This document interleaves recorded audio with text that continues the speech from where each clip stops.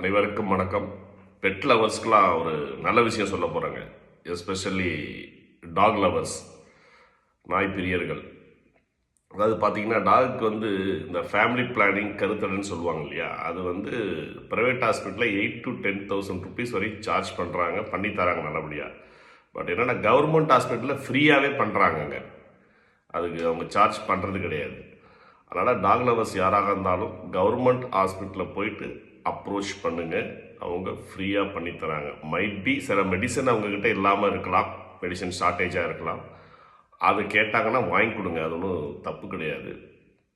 And then ஒரு சில ஹாஸ்பிட்டலில் பார்த்தீங்கன்னா 2 ஹாஸ்பிட்டலுக்கு ஒரு டாக்டர் இருக்கிறாங்க, doctor ஷார்ட்டேஜுங்கிறதுனால.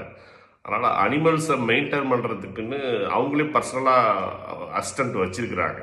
There paying from their pocket, அவங்க பணத்துலேருந்து தான் கொடுக்குறாங்க.